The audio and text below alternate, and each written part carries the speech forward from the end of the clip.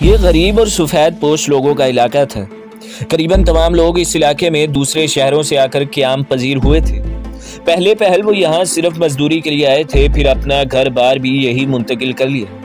یہ لوگ صبح سے شام تک کاروبار حیات میں اس قدر الجھے جاتے کہ انہیں ایک دوسرے کے متعلق کچھ علم ہی نہ ہو پاتا۔ یوں بھی ابھی اس محلے میں لوگوں نے ایک دوسرے سے بے تکلف ہونا شروع نہیں کیا تھا۔ یہی وجہ تھی کہ کسی کو علم نہ ہو سکا کہ یہاں کون آتا ہے اور کون جاتا ہے۔ اگر کسی نے نوٹس بھی لیا تو بھی سمجھا ہوگا کہ یہ لوگ اپنے رشتہ داروں کے ساتھ قیام پذیر ہیں۔ کراچی آئے آج انہیں 8واں دن تھا جب اچانک سغرا نے اس سے پوچھ لیا، کچھ گاؤں کی بھی خبر ہے؟ خدا جانے میرا باپ پر کیا گزر رہی ہوگی۔ حنیف خان نے گاؤں کو بلایا تو نہیں تھا، اس کی تو ایک سانس وہیں اٹکی ہوئی تھی۔ فی الوقت اگر اس نے شمشیر نگر کو نظر انداز کیا ہوا تھا تو صرف اس لیے کہ سردار مرید کو قتل کرنے کے بعد اٹھنے والے طوفان کی گرد کچھ بیٹھ جائے تو وہ اگلا لایا عمل اختیار کرے، لیکن اسے اچانک ہی خیال آیا کہ واقعی اس کے مامے نذر محمد کی زندگی تو ان لوگوں نے جہنم بنا دی ہوگی۔ اسے سب سے پہلے اپنے ماموں کی فکر کرنی تھی، جس کے ذریعے وہ گاؤں میں انہیں جائیداد فروخت کر سکتا تھا، ورنہ عین ممکن تھا کہ فضل شاہ کچھ دنوں بعد ہی اس کی جائیداد ہی بہک کے سرکار ضبط کروا دیتا۔ ابھی تک کم از کم وہ اس صدمے سے محفوظ تھا۔ ہاں تم نے ٹھیک کہا ہے کہ مامے کی خبر ہی لینی چاہیے، اور اگلے ہی روز وہ اپنے ٹھکانے پر واپس آ گئے۔ سغرا کو نذیرے کے ساتھ گھر چھوڑ کر وہ ایک مرتبہ پھر اکیلا ہی شمشیر نگر کی طرف جا رہا تھا۔ اس مرتبہ پھر وہ اپنے گاؤں میں چوروں کی طرح داخل ہوا تھا۔ اس نے گاؤں کے باہر ہی بڑی معصومانہ انداز سے یہ خبر حاصل کر لی تھی کہ نذر محمد ضمانت پر گاؤں آ گیا ہے، اور ضمانت بھی نمبردار احمد یال نے کروائی ہے۔ پہلے تو اسے اس بات پر حیرت ہوئی کہ یہ سب کچھ کیسے ممکن ہو گیا۔ سردار اور فضل شاہ کی موجودگی میں تو نذر محمد کی ضمانت کا سوال ہی نہیں اٹھتا تھا۔ پھر اس کے دل نے گواہی دی کہ یقیناً یہ بھی دشمن کی کوئی چال ہی ہوگی۔ اپنے گھر پہنچ کر اس نے اس شبے کی تصدیق کی۔ نذر محمد نے اسے گلے لگاتے ہی بچوں کی طرح رونا شروع کر دیا۔ حنیف خان نے اسے تسلی دے کر خاموش کروایا تو نذر محمد نے نارمل ہونے کے بعد تمام واقعات اسے سنا دیے۔ حنیف خان، تم جو بات کہنے والے ہو میرے دماغ میں بھی یہی بات ہے۔ مجھے بھی یہی شک ہے کہ اس کے پیچھے فضل شاہ کی کوئی شرارت ضرور ہوگی، لیکن اس مرتبہ ہم اس کے ساتھ سیاست کریں گے۔ سالے نے خود کو سمجھ کیا رکھا ہے۔ نذر محمد نے اس کے تبصرے سے پہلے ہی اس کے دل کی بات کی گواہی کر دی تھی۔ ہم اس کے ساتھ کیا سیاست کر سکتے ہیں ماما؟ حنیف خان نے بددلی سے کہا۔ ہے ایک بات، ہمیں اس مہلت سے فائدہ اٹھا کر تمہاری جائیداد کا مسئلہ نمٹا لینا چاہیے۔ نذر محمد نے اس کے دل کی بات کہہ دی۔ واقعی اس کے لیے یہ بڑا جان لیوا مسئلہ تھا۔ دونوں ماموں بھانجے کے درمیان ایک معاہدہ طے پا گیا، جس کے تحت حنیف خان نے اپنی زمین کا مختار نامہ اپنے ماموں کو مکمل اختیارات کے ساتھ منتقل کر دیا تھا۔ اس طرح اس کے دل پر پڑا بھاری بوجھ اتر گیا تھا۔ ماموں نذر محمد کی 4 جوان بیٹیاں بھی بیاہنے والی تھی، اور ان کا ذریعہ آمدن ان کی تھوڑی سی زمین کے سوا کچھ نہیں تھا۔ نتھو خان زندہ ہوتا تو وہ خود اس کی ساری بیٹیاں بیاہ دیتا، لیکن اب حالات کا دھارا ان سب کے مخالف سمت بہہ رہا تھا۔ حنیف خان کے لیے نذر محمد نے سارے کاغذات چوری چھپے تیار کروا رکھے تھے، جن پر اس نے پرانی تاریخوں میں حنیف خان کے دستخط کروا لیے۔ اب وہ اپنے اگلے مشن کا ایک مرحلہ مکمل کر چکا تھا۔ فی الوقت اسے یہ سارا کام فضل شاہ کو دھوکے میں رکھ کر ہی کرنا تھا، اور اس نے ایسا ہی کیا۔ اس رات شمشیر نگر میں صبح ہونے تک نمبردار احمد دین کے گھر نذر محمد اور حنیف خان کی میٹنگ چلتی رہی۔ جائیداد خریدنے کے لیے احمد دین تیار ہو گیا۔ تینوں نے اس بات کا عہد کیا تھا کہ جائیداد کی احمد دین نمبردار کے نام منتقلی تک وہ اس بات کا کسی کو کانوں کان بھی ہوا نہیں لگنے دیں گے۔ اس مرتبہ جب صبح کاذب کی روشنی پھوٹنے سے پہلے حنیف خان نے اپنے والدین کی قبروں پر فاتحہ پڑھ کر اپنے گاؤں کو الوداع کہا تو اس کا دل دھک سے رہ گیا۔ وہ بڑی حسرت بھری نظروں سے اپنے آباء و اجداد کی اس حویلی کو آخری لمحے تک دیکھتا رہا، جس میں کبھی نتھو خان علاقے کے سردار کی حیثیت سے بیٹھا کرتا تھا۔ اس روز زندگی میں پہلی مرتبہ اسے اس تلخ حقیقت کا شدت سے احساس ہوا کہ مروجہ سیاست میں ٹانگ اڑانے سے وہ چور ہی بنا رہتا تو بہتر تھا۔ یہ سارا عتاب اس پر گندی سیاست میں داخل ہونے کے بعد ہی نازل ہوا تھا۔ اسے اس لفظ سے بھی گھن آنے لگی تھی۔ اس کا بس چلتا تو اپنے علاقے کے سارے سیاستدانوں کو جو غریب اور ان پڑھ عوام کو اپنے ہوس اقتدار کی ڈگڈگی پر بندر کا ناچ نچاتے رہے تھے قطار میں کھڑے کر کے گولیاں مار دیتا، لیکن وہ بے بس تھا۔ یوں بھی یہ موذی حشرات الارض کی طرح چاروں طرف پھیلے ہوئے تھے، और इनको खत्म करना अब किसी के लिए भी मुमकिन नहीं रहा था। भीगी आंखों और बोझल दिल के साथ इसने अपने गांव को अलविदा कहा था और अपने मामू नजर मोहम्मद से कहा था कि वो जायदाद से हासिल होने वाली तमाम रकम लेकर अपने खानदान समेत यहाँ से निकल जाए और किसी बड़े शहर में आबाद होकर जिंदगी के बाकी दिन आराम से बसर कर ले। उसने अपने बाप की तरबियत के पेश नज़र अपने मामू को भी अपने एड्रेस से आगाह नहीं किया था। ऐन मुमकिन था कि वो कभी पुलिस की गिरफ्त में आ जाता और हनीफ खान को लेने के देने पड़ जाते। अलबत्ता उसने नज़र मोहम्मद से ये ज़रूर कहा था कि वो वली मोहम्मद से राब्ता रखे और वो इसके ज़रिए उनसे आन की आन मिलेगा। नज़र मोहम्मद ने उसकी बड़ी मिन्नत समाजित की थी कि इस ज़िंदगी पर लानत भेजकर वो भी उनके साथ ही आ जाए और बाकी ज़िंदगी गुमनामी में गुजार दिलेगी। इस बात का इल्म हनीफ खान को अच्छी तरह था कि ये उसके लिए मुमकिन नहीं रहेगा। यूं भी उसे अपनी फितरती जबलत पर कंट्रोल नहीं रहा था।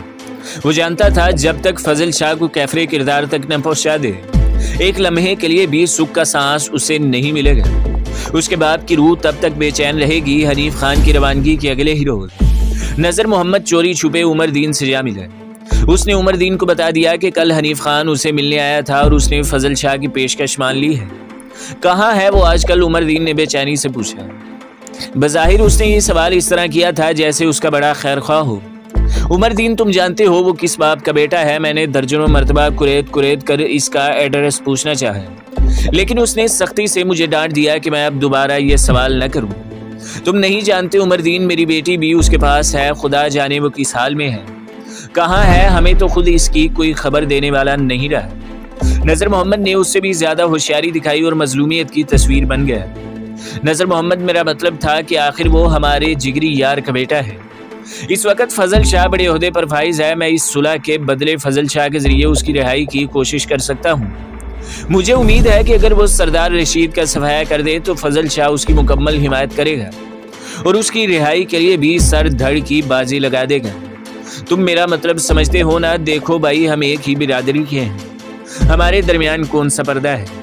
इसके अलावा हनीफ खान की जान बचती नजर नहीं आती। तुम यही सोचो आखिर कब तक वो मफरूर की जिंदगी गुजारेगा?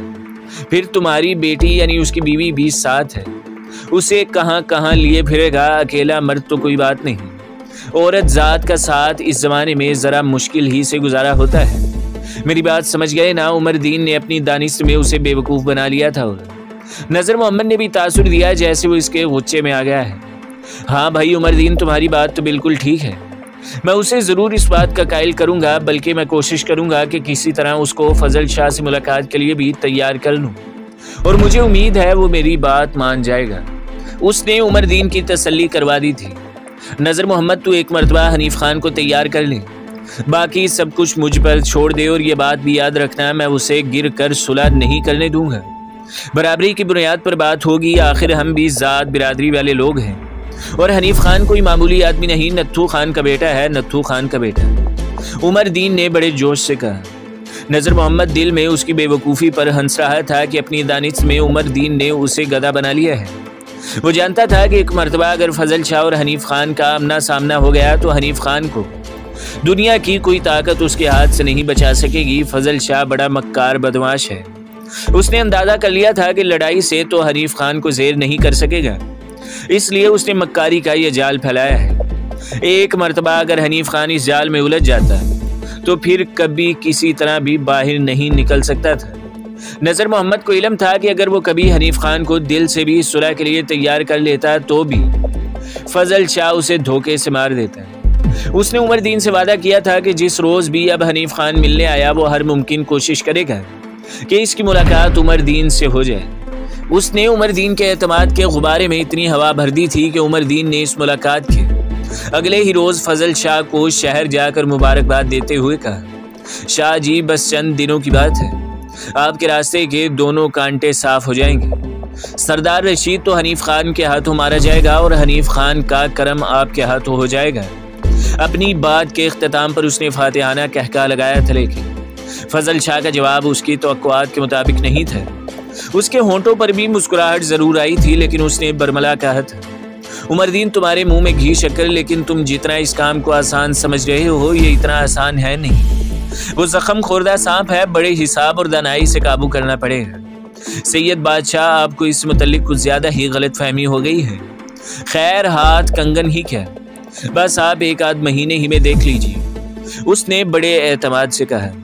عمر دین، تم اس کام کے لیے 2 مہینے لے لو، میں 2 مہینے تک یونین کونسل کے چیئرمین کی سیٹ تمہارے لیے رکوائے رکھتا ہوں۔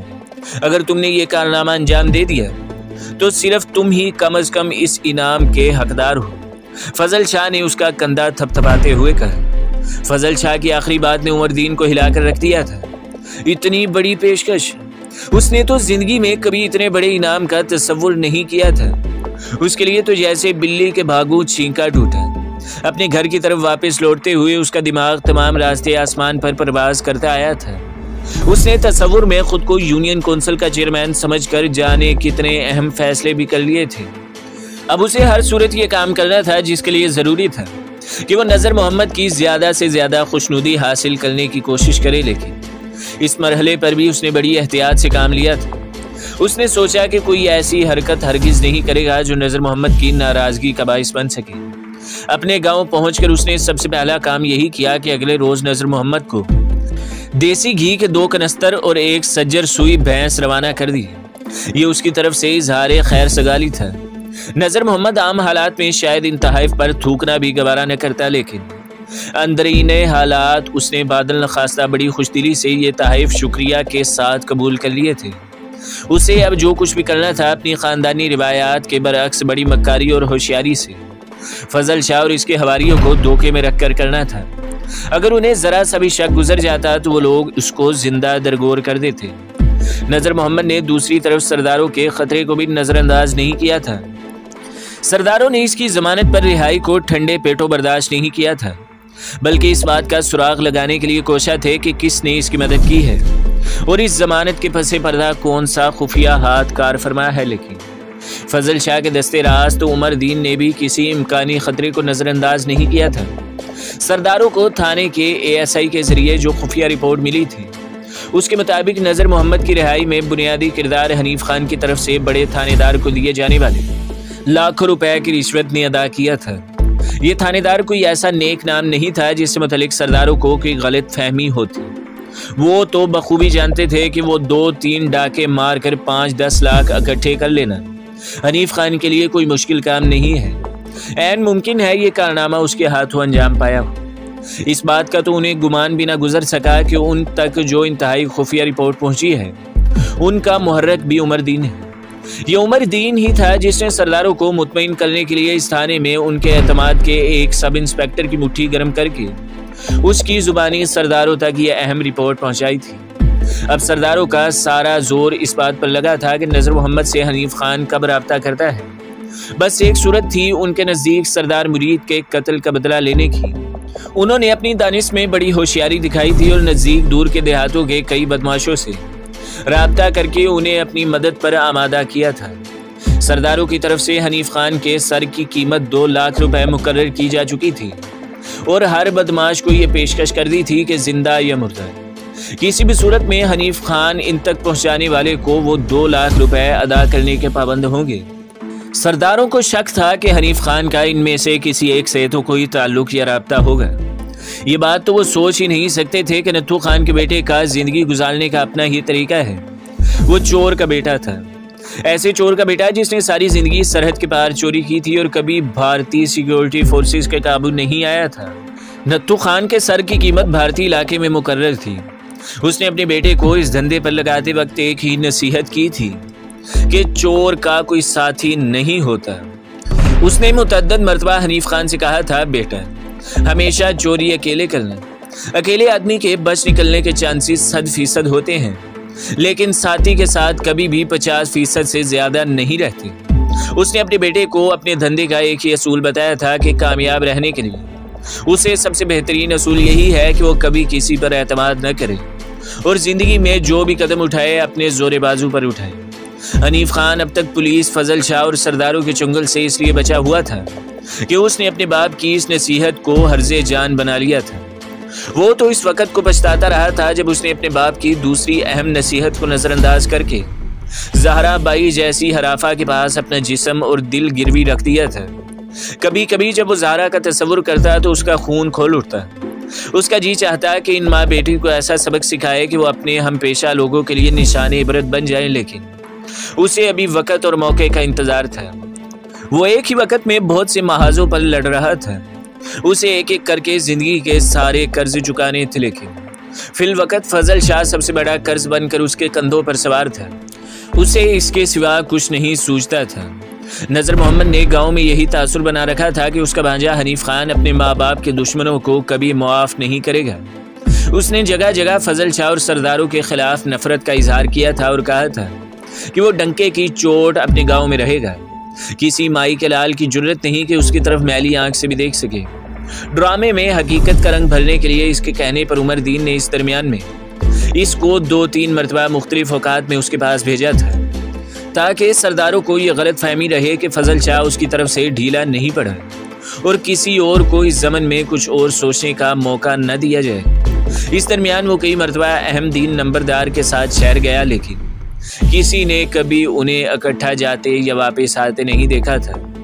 وہ الگ الگ جاتے اور الگ الگ لوٹ آتے۔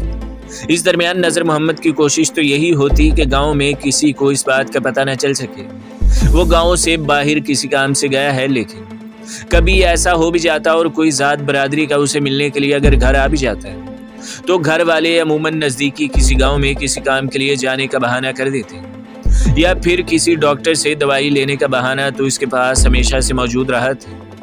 نذر محمد نے دور خاص یہ احتیاط برتی تھی کہ اپنی بیٹیوں کو بھی اس بات کی ہوا نہیں لگنے دی تھی کہ وہ کیا کر رہا تھا۔ جب کبھی اس نے بیوی سے اس کی پراسرار سرگرمیوں کے متعلق کچھ جاننا چاہا تو نذر محمد نے اس سے بھی کہا کہ وہ فی الحال خاموشی سے اچھے وقت کا انتظار کرے۔ اس نے اپنی بیوی سے کہہ دیا تھا کہ وہ جو کچھ بھی کر رہا ہے حنیف خان کی مدد اور مشورے سے ان سب کی بہتری کے لیے کر رہا ہے۔ اس درمیان اس نے بڑی ہوشیاری اور احتیاط سے گھر میں موجود تمام کپڑے لتے، گہنے اور چھوٹی چھوٹی قیمتی چیزیں بھی شہر میں ولی محمد کے گھر منتقل کر دی تھیں۔ اس نے عمر دین کو کبھی نظر انداز نہیں کیا تھا۔ ہر دوسرے تیسرے دن وہ عمر دین کے ڈیرے پر کسی نہ کسی بہانے پہنچ جاتا ہے۔ اس کی کوشش تھی کہ بجائے اس کے کہ عمر دین اس کے گاؤں آ کر اس کی خیریت دریافت کریں، وہ خود بھی اس کی تسلی کرواتا ہے۔ حنیف خان نے اسے مشورہ دیا کہ سرکاری کام میں کبھی اپنا ہاتھ نہ کھینچے اور جہاں 10 روپے سے کام بنتا ہو وہاں 20 دے کر بنوا لے۔ اس نے نذر محمد سے کہہ دیا تھا کہ انہیں یہ سارا کام ہنگامی بنیادوں پر کرنا ہے۔ اگر کسی بھی مرحلے پر دشمنوں کو خبر ہو گئی تو اس کے لیے لا انجل مسائل پیدا ہو جائیں گے۔ تو دوستو، اگلی قسط دیکھنے کے لیے ہمارے چینل کو سبسکرائب کریں، ویڈیو کو لائک کریں اور بیل کے آئیکن کو بھی دبا دیں تاکہ ہر جو آنے والی ویڈیو ہے وہ آپ کو سب سے پہلے ملتی رہے۔